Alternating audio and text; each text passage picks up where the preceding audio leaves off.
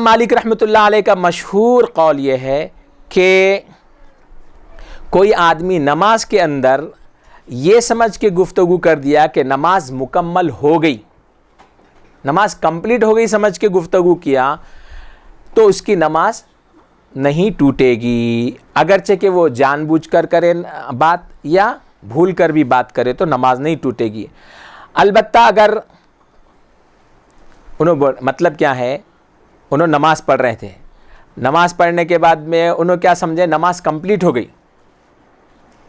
نماز پوری ہو گئی، جیسا 2 رکعت پڑھ لے کے انہوں کیا سمجھے 4 رکعت ہو گئی پوری، سمجھ لیے، تو اب اس کے بعد انہوں بات کر رہے ہیں، تو کیا سمجھ کے بات کر رہے ہیں کہ نماز مکمل ہو گئی سمجھ کے انہوں بات کر رہے ہیں، تو اس سے نماز نہیں ٹوٹتی۔ یہ امام مالک رحمۃ اللہ علیہ کا قول ہے۔ امام مالک رحمۃ اللہ علیہ کا قول مشہور یہ ہے کہ اگر کوئی آدمی یہ سمجھ کر کہ میں نے نماز مکمل کر لی ہے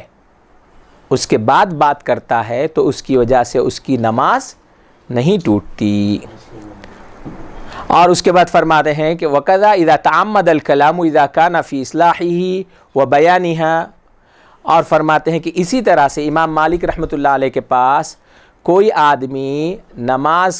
میں اس کی اصلاح کرنے کے لیے بات کر رہا ہے، نماز میں امام سے کوئی غلطی ہو گئی، کوئی فرض وغیرہ میں کوئی کم رکعتوں میں کمی زیادتی ہو گئی ہے، تو اس سلسلے میں اگر وہ بات کر رہا ہے تو اس کی وجہ سے بھی نماز نہیں ٹوٹتی۔ اور یہی قول ربیعہ کا ہے، اسماعیل بن اسحاق وغیرہ فقہا کا بھی یہی قول ہے، یہ امام مالک کا ہے۔ امام مالک اور ان کے جو اصحاب ہیں ان کا قول ہے کہ نماز میں نماز کی اصلاح کے لیے جو بات کی جاتی ہے اس سے نماز نہیں ٹوٹتی۔ ٹھیک ہے، مثال کے طور پر امام صاحب جو ہے